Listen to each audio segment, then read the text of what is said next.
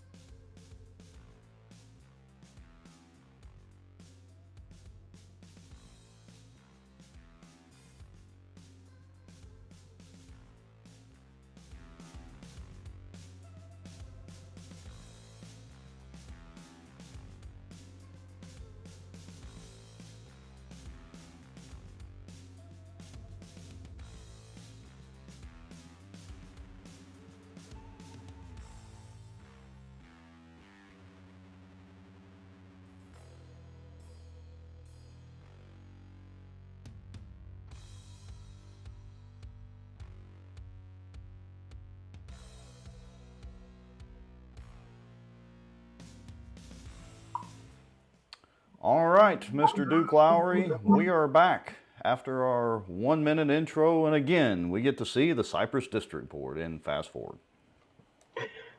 You know, Cyprus has just not been at the forefront of us lately. I mean, we need to get back on that.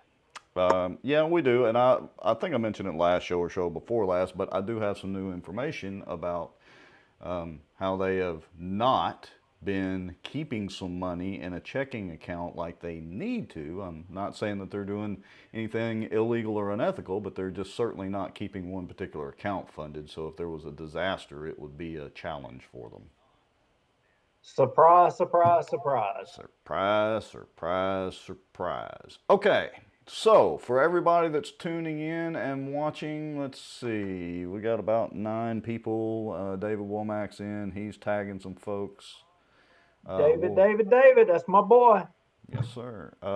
We'll give some folks a minute to kind of catch up to us. All right, where do we want to start? I'm looking at your notes. I actually have them Well, pulled up. let's go back down memory lane from the last show a little bit, and let's just kind of highlight. The last show we had several things. We dedicated the show to Ted LeMay. Do you remember that? Oh, yes, I do remember dedicating the show to Ted LeMay. And refresh my memory, what was the particular reason that we were dedicating the show? I mean, anything in particular, or we just randomly Well, chose?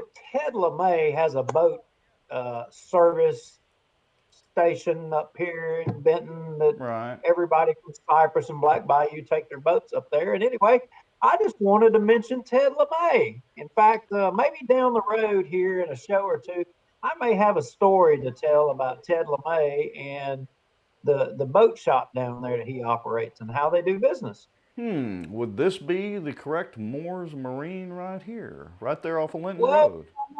I'm not sure. Hmm. Linton Okay. Road, Benton. Yep, that would apparently be it. Yeah, well, it looks like a great way to do things is to enjoy your weekend with your boat, if you had one. If you had a boat, yeah, you would definitely want to enjoy it, wouldn't you? Yeah, and if you don't have your boat or your boat's, I don't know, somebody's borrowed it, that would make it tough to enjoy your weekend. Missing in action. Yes.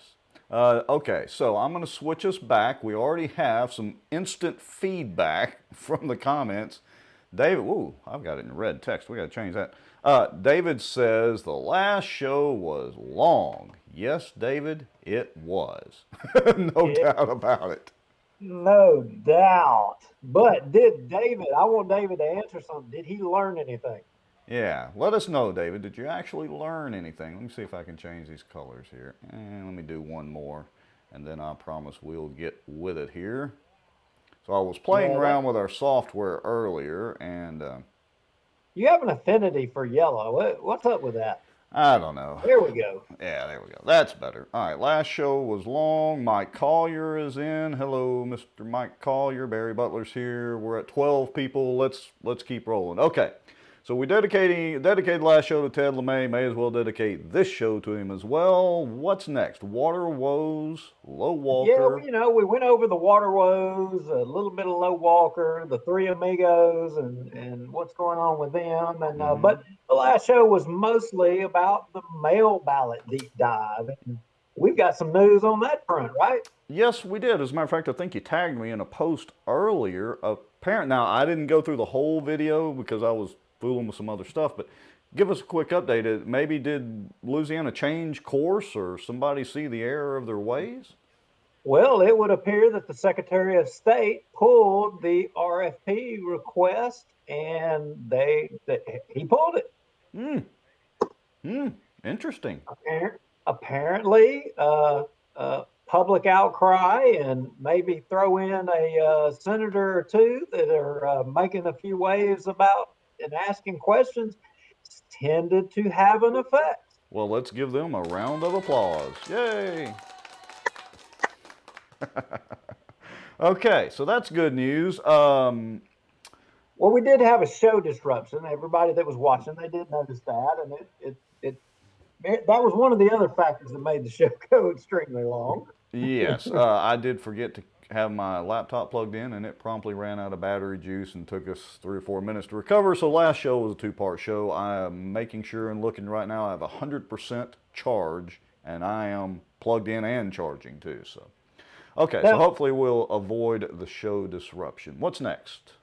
now, something else we did in that last show, and because of the disruption, we want to cover this again because everybody may not have gotten an opportunity to see it. And it's interesting what just a couple of days did that show, what, Monday, Tuesday? Yeah, I think so. I think was it Tuesday night? Yeah. Yeah, it may have been.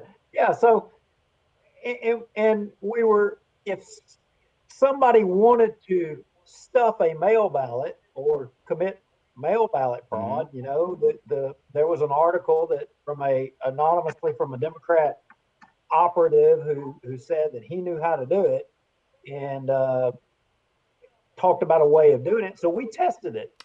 Yes. And as it turns out, we have a video to show how it did. And we're going to show it again. But interestingly, before we show the video, Rex, did you notice the two things that happened today? No, I have had my head wrapped in spreadsheets and tech stuff. What happened? Apparently, there were some folks that got arrested or went to jail, and a whole election has to be done over in Mississippi over mail ballot fraud. Wow. Imagine that. Now, but wait, there's more. All right. Go ahead. Apparently, I think it was New Jersey today. There was also two more people were arrested in another election. Sounds like Guess it's spreading. Harvesting ballots and mail ballot fraud. You don't say. So there might be something crazy going on with some of the elections. It was in particular with mail ballots. So if I wanted to harvest ballots like they do in California and obviously like they did in New Jersey where those cats got arrested, maybe I would want to harvest them to be able to stuff the ballots like this video here. Well, let's show the video. And full disclosure, folks, don't try this at home. This is in theory. This was not sent in, all that good stuff that hopefully might keep us from, being sued or the law knocking on your door. Here we go. All right, so kind of walk us through this. And yep, the green screen is not wanting to work right now, but that's okay. Oh, well, you can just close my screen out there. That'll be fine. Hold on. Well, I got so talk through it. Anyway, as you can see, you have the mail ballot there, and it's being heated up with somebody's hair dryer in my house that they may be looking for it. You're probably saying, Duke, that's not your hair dryer. You don't have no hair. Yeah, exactly. You be warming up the shiny spot on your bald head. All right, so something like that. All right, I'm going to fast forward us through here. So tell me when I need to slow down. Yeah, so we're heating the glue. Apparently that was what the Democrat operative that anonymously told the reporter that, there's different methods of heating up the glue to make the mail ballot release its seal so Mm-hmm. that you can access the actual ballot inside the envelope. So that's what That's I'm doing here, trying to release the seal, and see if I can swap this there ballot we out. go. All right. Uh-oh, Looks like you got it open. got it open. Sure enough. You see, I had a knife, I had a razor. I was ready to do business there, but didn't need All the tools of the trade. it. You'd think I was a pro or something. Yeah. Now, who is this voter voting for? Oh no. What? Oh my gosh. Can you believe that? All What? right. So we don't Who, like who? that ballot. No, no. We got to get a conservative Republican. There we go. Wait a minute. Look at there. There's some There we name. go. All right. Now you're. This is what will be considered the stuffing the ballot part, right? Yep. So we're gonna stuff. Oh, wait a minute. Uh-oh. It's not stuffing. We have trouble. Trouble The in paradise. glue has bonded to the ballot. Okay. So you're going to heat it up again. I'm going to kind of fast forward us through this process a little bit. So you're getting the paper away from the glue that inadvertently stuck to it, correct? Yep. We got to heat the glue back up, and there we go. We got the glue heated back up, and Okay. now it released the ballot. Hey, where did you get that extra ballot? That is a great question. I wonder, was the first ballot that was taken out the fake ballot, or was the second ballot the fake ballot? This is like a David Copperfield thing. Or were they both fake? They could have been. Oh, and one of them Well, signed look at Daffy there, Duck. Yeah. Daffy Duck. Yeah. Bye It, bye, Allie. You can throw that one in the trash. wouldn't you know Daffy Duck would vote for Allie Feaster Smith? My Sure. gosh. And then put And look at on all the, them X. yes, the appropriate, and marks do count as signatures. They count as signatures. Yeah. Now, you got to get you another envelope. The envelope kind of got messed up a little bit, but, it is what it is. Yeah, that's All not right. really nothing legal right there. Nah. All right, so I'm going to fast forward us on through, and now we're at the end, and away we go. Okay, Shazam. Shazam. So, whoops.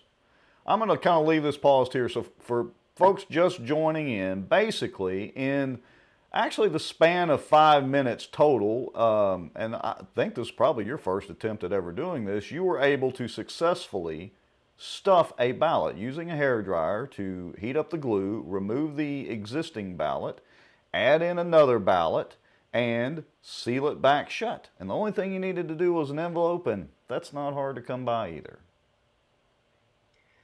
I mean, somebody out there that gave out these instructions of how to do this, I think they may be on to something. They very well may be. Okay, so there's our ballot stuffing, and folks will probably release that as a standalone video as well, just to have it out there on the show in case you're interested, and not that we recommend doing that because it would violate several laws during an actual election. Okay. Nobody would do that. Surely not. That's fake news that there's fraudulent elections and fake ballots or anything of the sort. All right. Next subject. Team Cockroach. This might be my favorite part of the whole show because I get to kind of show off this new little thing that I came up with. Well, you're going to need to get back on the screen. I mean, you got to work that tech magic. Yeah, there we go. Okay, so shall we introduce the cockroach segment? I think we should. Yeah, we need to follow up on Team Cockroach. I think it's Okay. not an issue of cohorts tonight. It's an issue of Team Cockroach. Hey, my wife is tuning in from Oklahoma. She's actually in Oklahoma this evening watching. Hello, honey. Okay, so so let me roll this deal out. Let me kind of explain this and go through it, folks. So what we're going to do is we are going to start having a cockroach segment, and we'll try to determine throughout the show who is the cockroach of the show. And if you remember from many shows back, and we've mentioned it several times, we were basically called cockroaches in cohorts by a particular police juryman, I guess would be the right term. And so that kind of stuck with us. And so we've kind of, taken it to heart, and we're wearing it as a badge of honor. So as we're going through this show, folks, I want everybody to be thinking about who could be the cockroach of this show. And I want you to put it up in the comments. Just put in there, nominate Billy Bob or whoever it is, and towards the end of the show we'll come back to this and see who we determined is the cockroach of the show, whether they're on the show and we talk about them or not. Give us some nominations, folks. Now, interestingly, Rex, if you recall, Daffy Duck's pick for that mail ballot liked the comment of the police juryman you're talking about. And hence the reason we continue to pick on her. And interestingly, he also tagged the person who might be in the running for cockroach of the week. Maybe so. Now, I got to add a comment here. So our good buddy David Womack says he is a cohort. All right. And a mighty fine cohort as well. Yeah, so we have our guest is joining in. I'm going to go ahead and answer this call. All right. Now, let's see. I can't hear him off air, so my off air deal is not working. Duke, do you have our guest's cell phone number by chance? I can text him, so I'll do that. Yeah, text him, and that way, let's see here. Text him and let him know he could probably hear the show, but he won't hear us yet. We'll bring him on here in a few minutes. Okay. And we're being a little coy and not naming. So text him, tell him we'll get to him here in a minute. All right. So again, everybody, sorry for the little quick interruption, but just be thinking about who you consider to be the cockroach of the show. Doesn't have to be a guest, doesn't have to be somebody we mention. It could be somebody else, and we'll try to figure out who we think should actually get that designation after the nomination. All right. Let's see. Okay, so let's move forward a little bit. It appears, in my humble opinion, that the Team Cockroach may be gaining members. Maybe so. Maybe so. There's a lot of people to choose from to be on Team Cockroach, no doubt. All right. So what's up next? Whoops, and I got to get our Team Cockroach off of there. There we go. Okay, so what do we want to talk about next? Let's do this. So, do we want to go ahead, since our guest is in the green room, and do we want to go ahead and start with that segment and just kind of reverse the order a little bit, or? We could, if you would like to do that. Yeah, we could do that and go ahead and get that out of the way. Yeah, I think so. That way we don't have him waiting in the green room too awfully long. So let me see if I can get our guest on the show here. All right, let's do this. And he is going to be, we'll make him guest 2. And let's see if I can assign him to guest 2. All right. Can you hear us? Yes, yes, Rex and Duke, I sure can. Absolutely, and we can hear you great, and your video feed and lighting look great as well.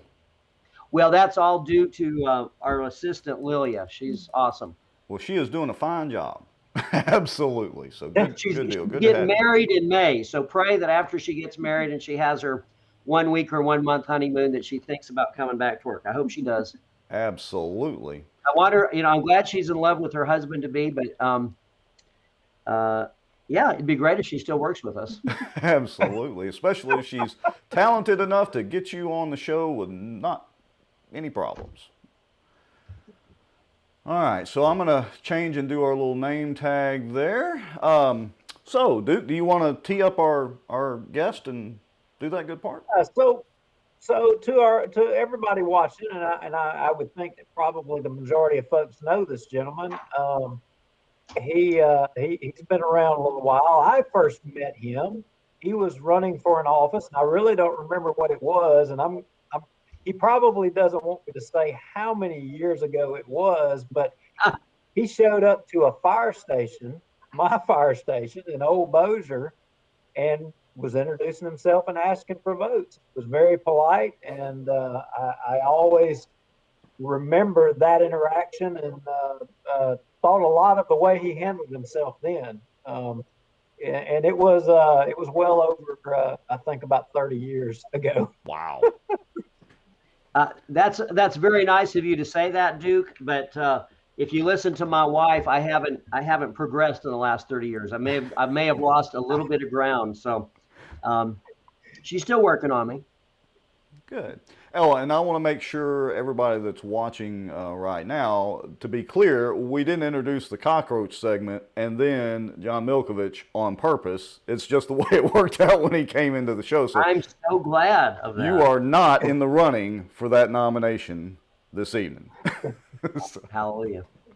All right. So, John, we kind of came across paths a little bit on this current race that's going on, and not a lot of folks are talking about it, but you're actually running for an office, and tell us a little bit about that.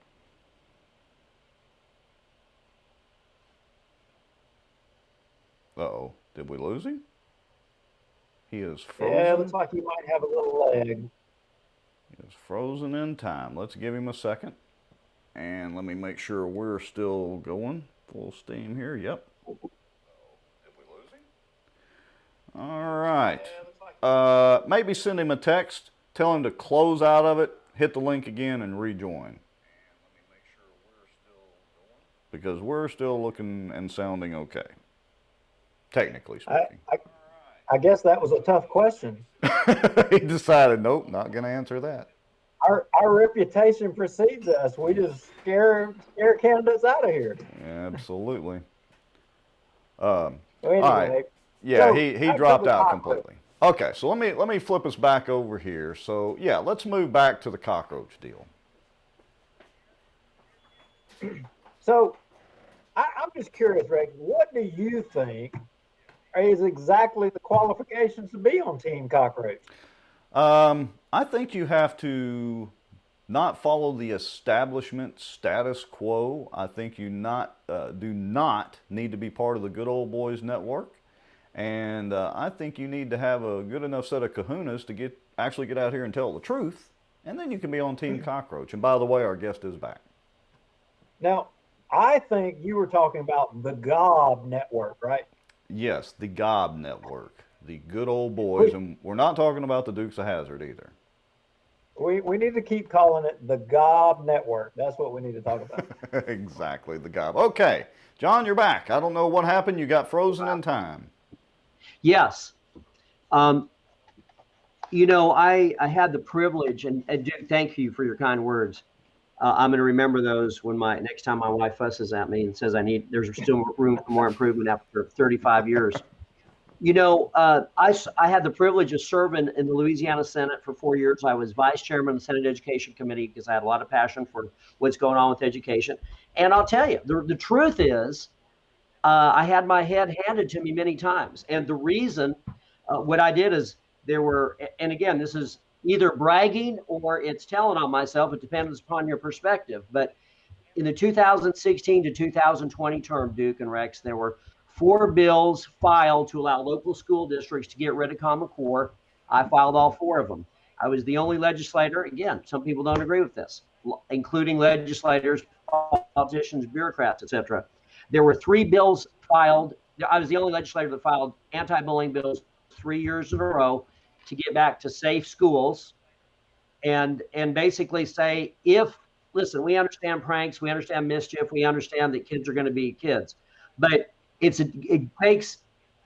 reaches a different level. If it reaches a different level to where a student is a predator, is violent, is tormenting or torturing or beating up. Look, I've heard firsthand stories for 20 years of some very spine chilling incidents that happen in schools. I mean, I had a high school girl from Western Parish that was attacked because one of the softball girls got her feelings hurt and they mobbed her in the lunchroom. Coaches literally had to go in to save her. I had a fifth grader that got knocked on the floor by other fifth grade students one or more of whom jumped on her and broke her leg. These are true stories. And I've had worked with families whose children were literally bullied into suicide.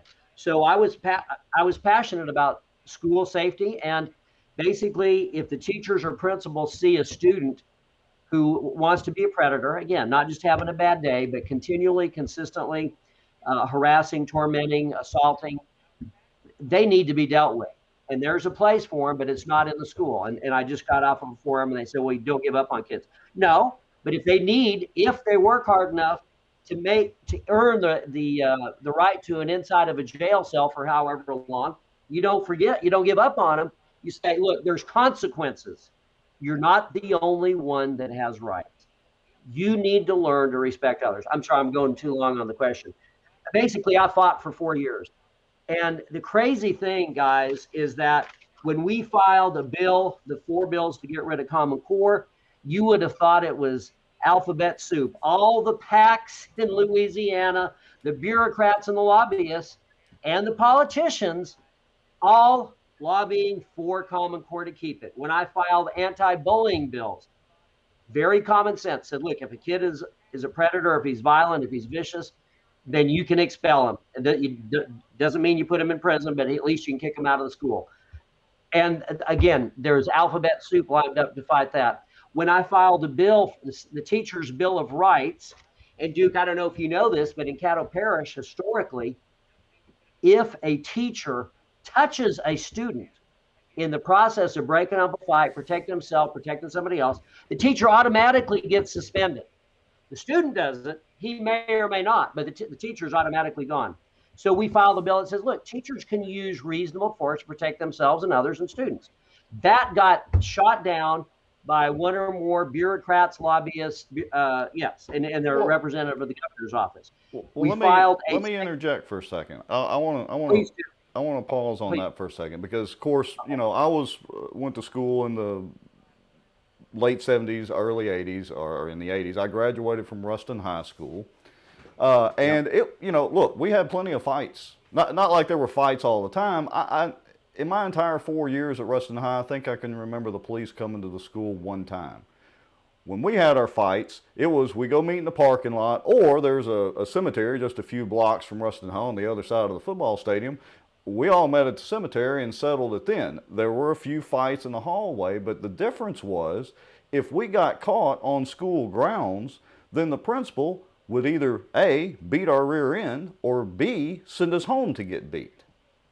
So, I come from a different area. Maybe I've got a different perspective, and I am absolutely not for somebody being bullied.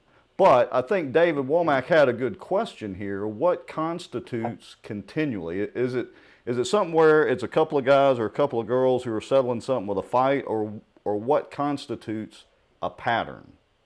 I think John might have lagged out again. I think he did. Dadgum, this was a great conversation. All right, we'll determine that. He'll pick right back up where he left off when he logs back in. Yeah, so I'm gonna switch our screens. We'll put a couple up. There we go. Let's get him back in. All right, you're back again. Yes, sir. Okay, so did you hear my question, or where? I don't know where it cut you off at. Well, listen, we can get into.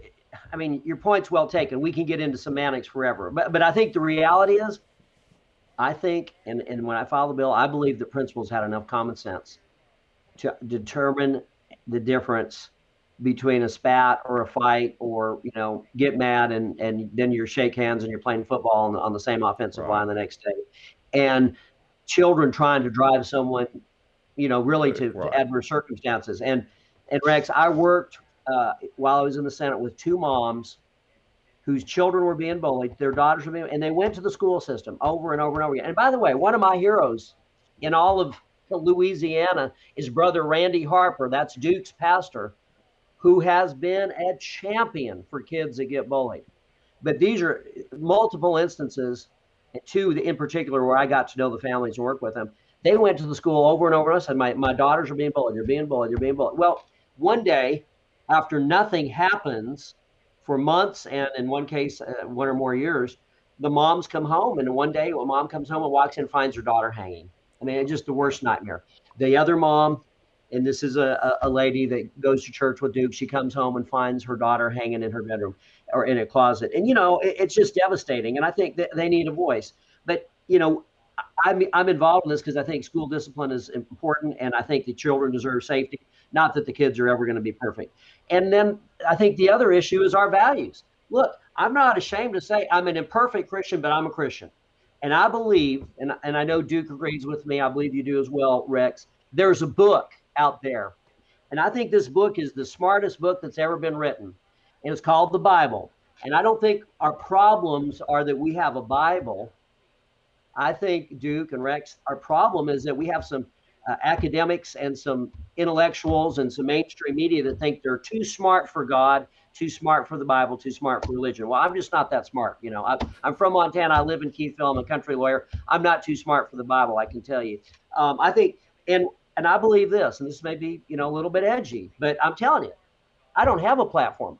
I'm speaking the platform that's been reiterated to me for 20 years, and this is what people said. John, we got to get God back in education. We got to get communism and transgender bathrooms and teaching homosexuality out. We need to get Common Core Eureka Math out. We got to get these soft socialism light that kind of changes young people's values a bit at a time, a day at a time.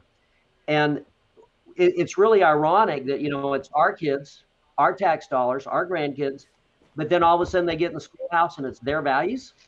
Right. And lest anyone thinks I'm taking off, getting after the teachers, just the opposite. The teachers have been the heroes. Most of our teachers are good, God-fearing, Christian, hardworking, family-oriented leaders in the community, and they're having to fight the bureaucracy. Well, let me share with you a quick story. Please interrupt me because y'all got me fired up. Oh, that's okay. And I pretty much agree with you. I think that the power and authority should absolutely go back to the classroom and to the principals rather than the zero tolerance. That's just ridiculous. And people that do it in a pattern or trying to torment somebody, that's when you have to end up dealing with them outside the school. I'll give you a good example about the teachers losing power. My boys were at Waller Elementary School, which literally you could look through my backyard, see the school. And Verizon was nice and it provided phones, and maybe they still do, to either all the classrooms or a lot of the classrooms in Bossier Parish. And it got to the point where anytime I have twin boys, anytime one of my boys was having an issue or a bad day, they're calling me from the classroom, calling my wife or calling me. And I finally called a meeting with the principal and told it was Jan Hollis. And of course I have to have the guidance counselor, the vice principal and all that, or the assistant principal and all that in the meeting, and the school psychologist, by the way. And we had a nice little sit down deal. And I said, look, my child better not call me from that classroom again unless somebody's shooting up the school and he needs me to come save him, because it completely usurps the authority of the teacher in the classroom when those kids, and this was elementary school, when they know, oh, well, I'll just call mom and daddy and they'll come get me. Yeah. So it's gotten way out of line, way out of hand. And I agree as well too. I mean, look, I grew up in Halton and Princeton, and Dude Hensley and Harold Harlan.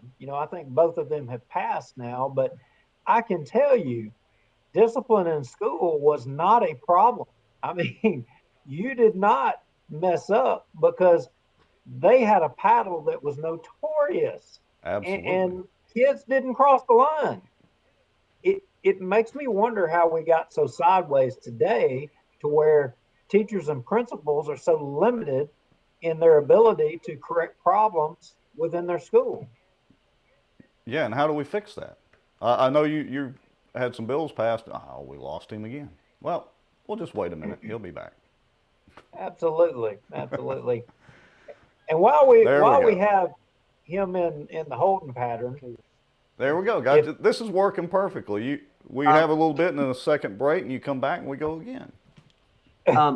Could you guys just John, go make campaign speeches for me for the next 2.5? I like the way you guys are talking, because that's exactly what I'm trying to say. But I think Duke and Rex are saying it better than I have been. But that's exactly what we're saying. Just a little bit of common sense. John. So on the BESE board, you're one vote, right? And the majority of folks watching out there, I hate to say this, but and I know you as being a former legislator, you know, a lot of people don't understand the process. We've got to dumb things down a lot. Kind of talk about the BESE board, and as one person on the BESE board, what can you effectively do? Gee, Duke, I thought you were going to give me some softballs. That's not exactly a friendly question, you know. Listen, your point's very well taken. In theory, legally, the BESE board is the elected school board for the state. So by law, they're supposed to be setting the policies and hiring a superintendent to follow their policies. Is that happening in Louisiana? I believe absolutely not. What happened in 2011, and this is where we get into special interests, this is where we get into the politics of education. In 2011, Michael Bloomberg and some South Louisiana, I call them the Common Core cartel power brokers that have a lot of money, started buying BESE board races.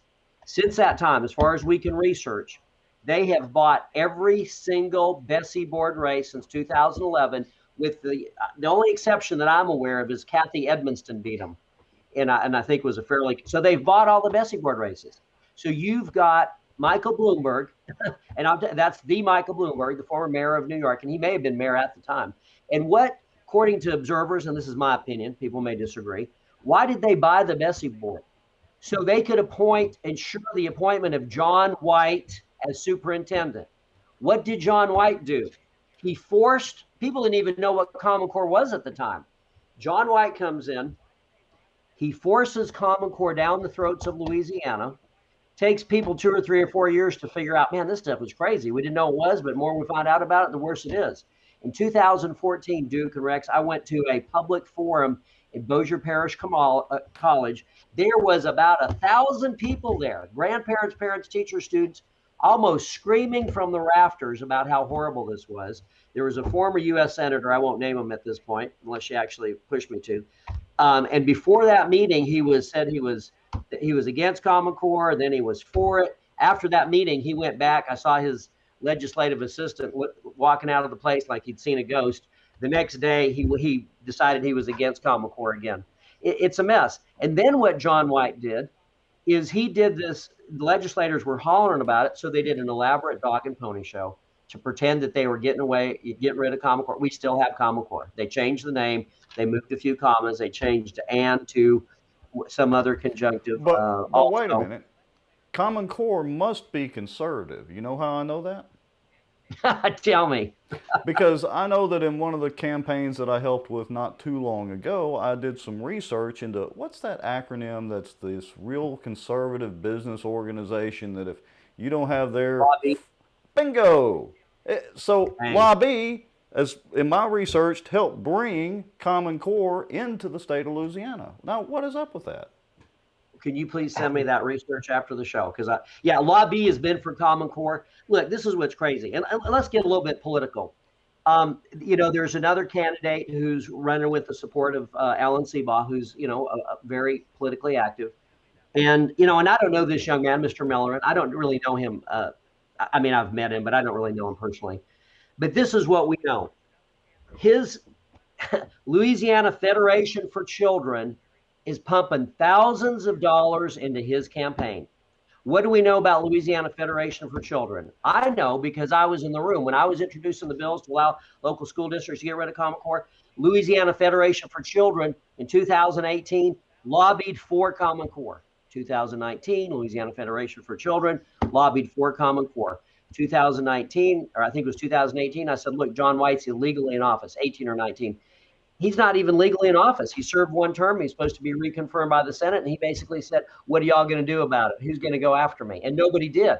Finally, my brilliant, beautiful wife and I, and she's the brains of the outfit, we filed suit to say, look, you can't just be in an appointed position, be required to get. Oh, solid. He Like was it's on a almost. roll. I know. It's like it's almost on a timer. Hopefully, he'll pick up right where he left off. Yes, John White lobby. There we go. If he can pick up word for word where he left off, are we going to call him Rain Man from now Here on? we go. It's We'll see. almost like it's on a timer. You were on a roll, though, John. Well, and I probably said everything I know, and I'm probably out of knowledge. But, you know, the Louisiana Federation for Children is pumping thousands of dollars into the Mellerin campaign. And I've got a concern about that. And he may be a nice young man. You know, I really don't. Again, I don't really know him personally. But I have a problem with the Common Core cartel trying to buy another BESE board seat. And this gets to Duke's question. Duke, it only took me 3 hours to get there. The BESE board should be setting education policy. They should be saying we're going to have discipline. They should say we're going to have a Bible-based curriculum. It should say that we're going to honor teachers. It should say that kids are going to have to follow the rules. It should say Common Core out, Eureka Math out. But instead, the BESE board doesn't do nothing because their positions are bought and paid for. And they have, and there's been a few exceptions. I don't want to throw them all, you know, paint them all with a broad brush. But anyway. Well, John, with all that being said, would you not acknowledge that? Let me say that there are problems within the public school system. You know, I mean, I know about the discipline, like we kind of touched on earlier, but would you not acknowledge that there's problems in the public school system and the public is not content with maybe say the spending? I mean, me and Rex off air, and we weren't going to go into this. We're talking about it a little bit pre-show, and we were concerned about. And Rex, you had a question. You asked me. I haven't had time to look it up. Maybe John knows it.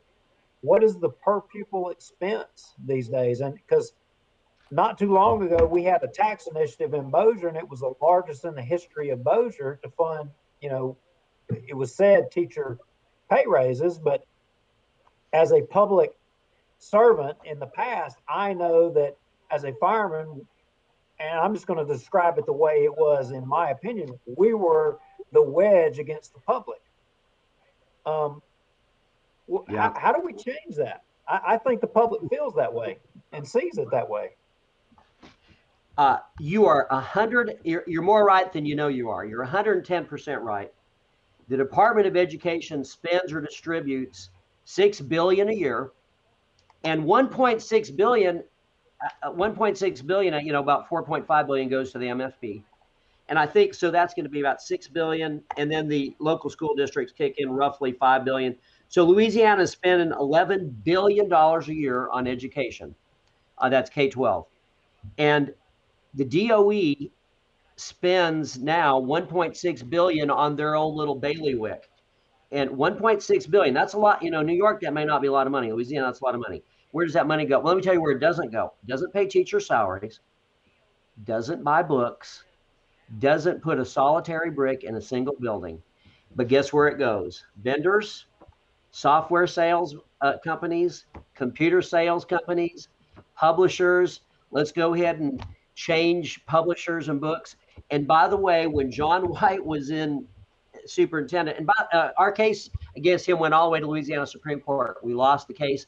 That about 3 months later, he resigned. He announced that he was going to resign. I mean, he was illegally in office. So, you know, but the point was, there's all kinds of people at the money trough. It's $1.6 billion a year before a penny gets out of Baton Rouge, all going to vendors, consultants, and testing companies. So what do we have? They're continually changing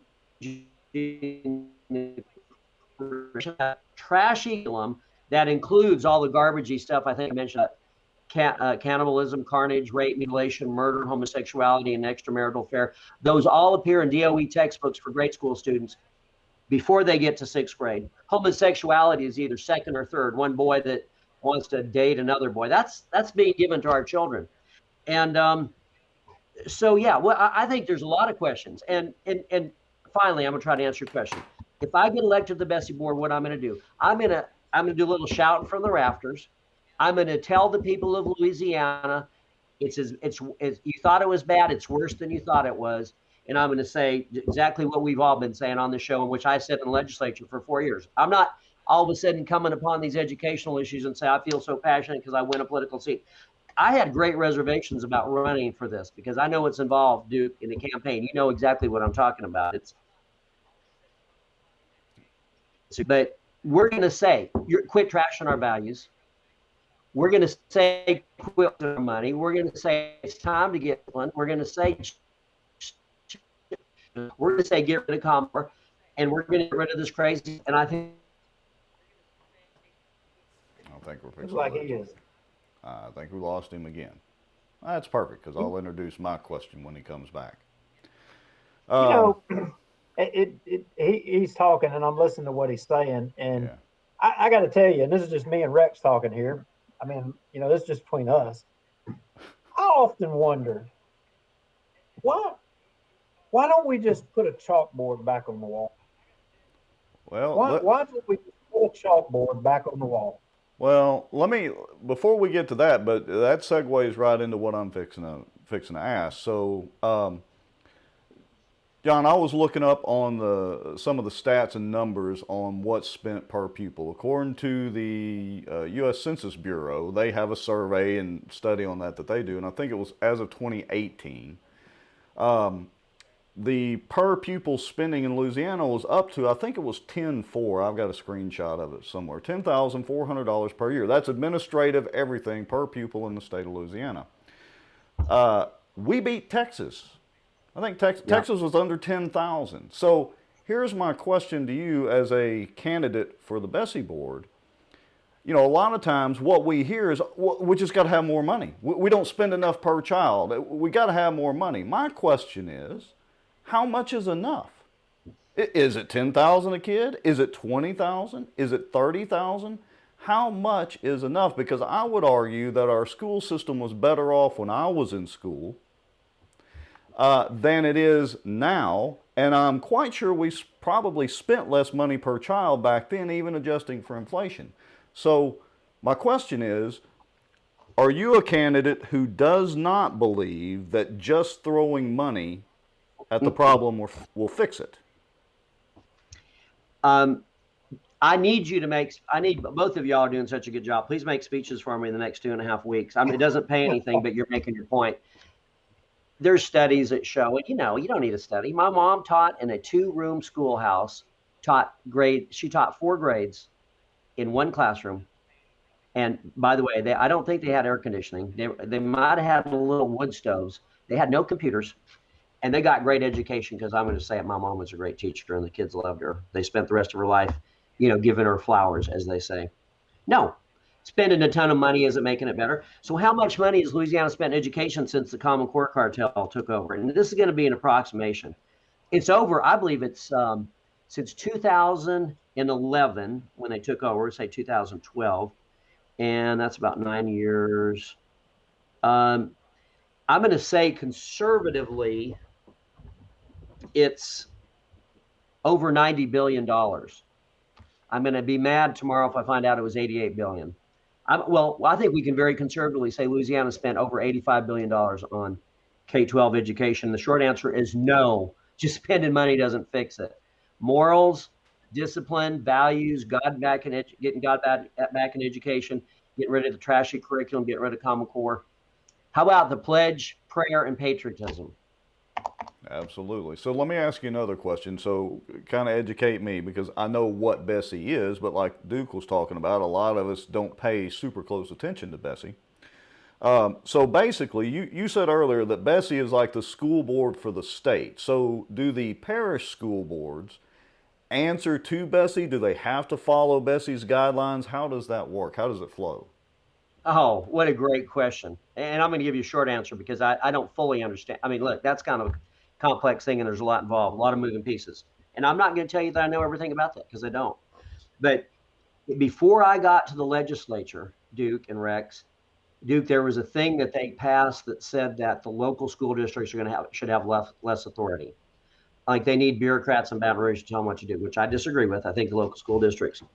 So through the legislature, they have really centralized education in Louisiana. So the education decisions are being made further and further from the classroom. Our education is getting worse. I haven't talked about it, but our academic performance, 74% of fourth graders are not proficient in math or English. We're ranking anywhere from 48th to 51st, including the District of Columbia. And so, yeah, the Department of Education is throwing its weight around, but the BESE board is not asserting itself. They are doing I think some of them, many of them are robots. I'm not going to say all. Robots. They're political placeholders.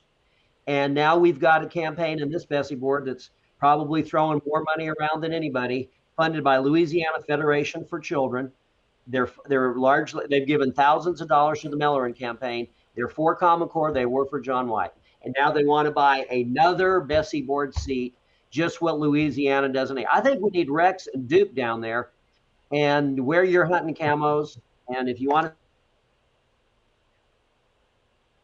Well, Dang it. well, as John knows, I tried twice, but people don't want to listen to some people. I mean, cockroaches are just not part of the equation. We're not cockroaches bearing dollar signs. That's the problem with us going down to Baton Rouge. John, we were just talking about where you kind of left off, that we needed to go to Baton Rouge. That's the last place I need to go. They'll have to have the principal in there and all that to break up the fight with me in there. Good, that's what we need. And Duke, you've been through the ringer too. Look, here's what it goes back to me, because I keep thinking back about the chalkboard. You know, when the founders wrote the Constitution, what kind of education were they getting? Did they even have a chalkboard? I can tell you how it started out with the New England Primer, right? Yeah. That was the first textbook, and we didn't have computers, we didn't have iPads, we didn't. And Rex, I know you're a tech guy, and you're probably want to choke me once we get off screen, but I think we would be better off if we went back to the old ways of educating kids. You know, they did it back then. Why can we not do it again? We can do it again. Or are we too smart? Yeah. Because we have to have electronics. Well, here's the irony of it. Good, dude. Great point. Great point. It's not about the electronics. We literally are living in the information age. All right, the electronics are replaceable and they evolve. The key to all of this is our ability to share information at basically our fingertips, good and bad, obviously. But Rex, you tell me, a kid that was educated, let's say in the 1800s, what do you think their propensity to pick up technology, let's say once they graduated from high school, how fast, if they didn't have any exposure to technology, could they pick it up with the education that they had then and the education that kids have today?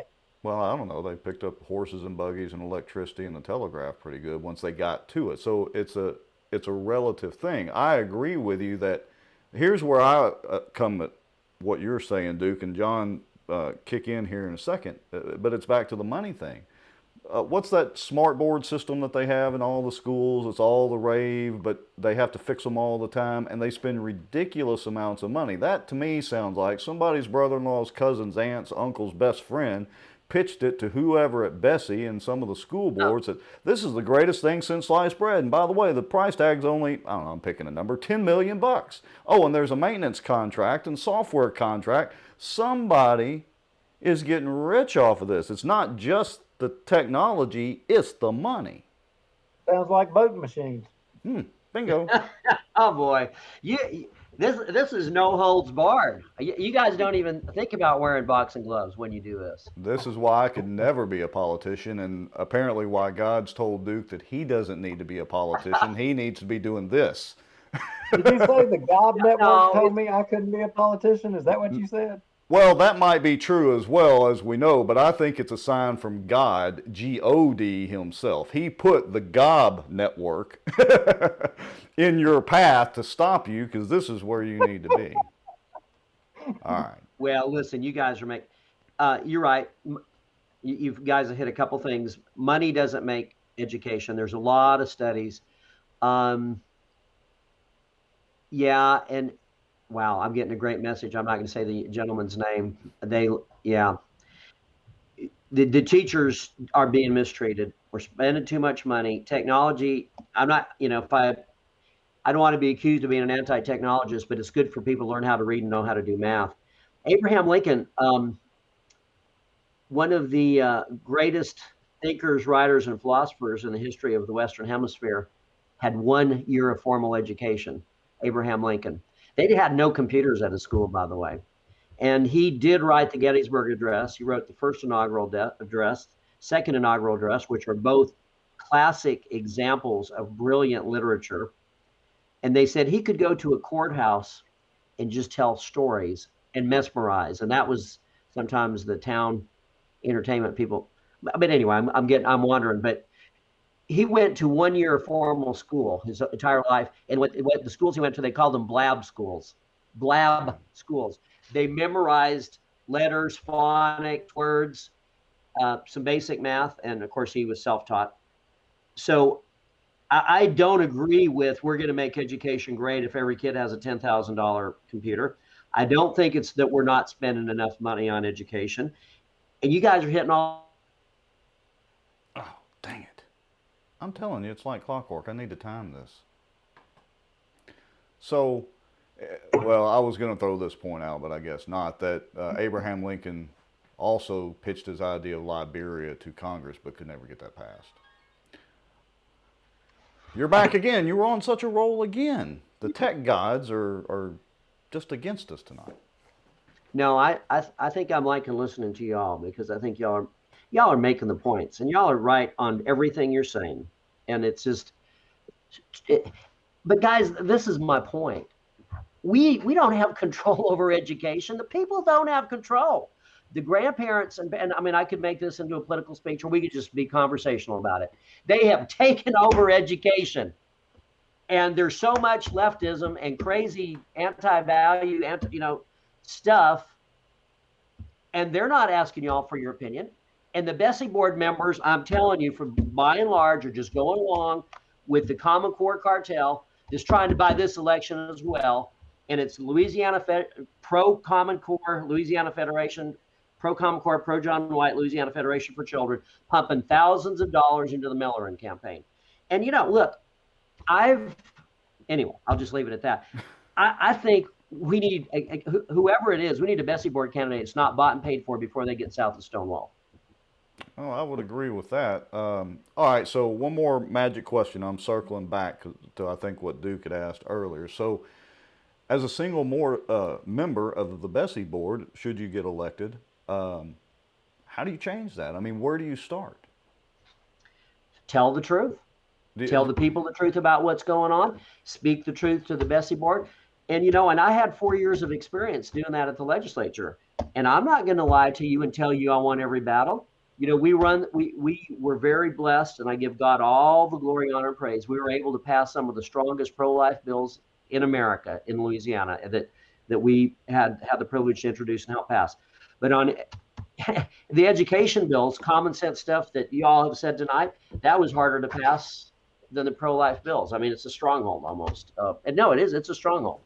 And it's bureaucrats, politicians, lobbyists, PACs.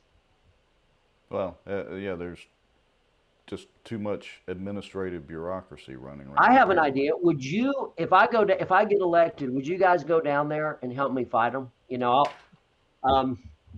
can John, just be right there. John, just so you know, you probably don't remember, but when Common Core was going on, I was down there putting myself in to speak.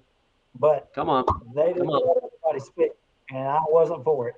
Just make sure you've got bail money ready if I come down. That's all. All right. So, Duke, we got any more questions? John, you're welcome to stay on as long as you want, but we don't want to keep you, too late. You've been gracious John, with your time already. Me and Rex have been kicking around an idea. We want to do a live debate because we don't think that all of the BESE candidates are getting enough exposure. And of course, any of the other BESE candidates, you're welcome to come on the show here, and we'll have the same discussion that we've had with John here. But me and Rex were kind of talking, and we think that there's not enough exposure of y'all's race, and it's really a very important thing. You know, I know y'all have had forums, but I think there actually needs to be a debate with all of the candidates and kind of get more into the details. And we probably ought to live stream it. Would you be willing to participate in that? Oh, absolutely. And you know, as of now, I don't think. Well, there was one forum tonight that Dr. Cassie Williams was at, that I was also at, and that's the closest thing we've had to a forum or debate. And I asked. Actually, of course, I kind of feared it'd be a special interest assault. So, you know, big Baton Rouge money. It's what I've been fought for 4 years. When we ran for re-election, we ran head on into it. But we went on Keel about 2.5 weeks ago, and I said, look, I understand that Representative Seabaugh is instrumental. I know that he's tied to these Baton Rouge groups, and I understand that his legal associate is running for the office, and I expected that they would try to get Baton Rouge money. So I said, look, I'll debate both of y'all, Mr. Miller, and I'll debate you and Representative Seabaugh at the same time. And I said, you all get 30 minutes, I get 30. And the short answer is yes. I think it's a good idea. I think this issue of,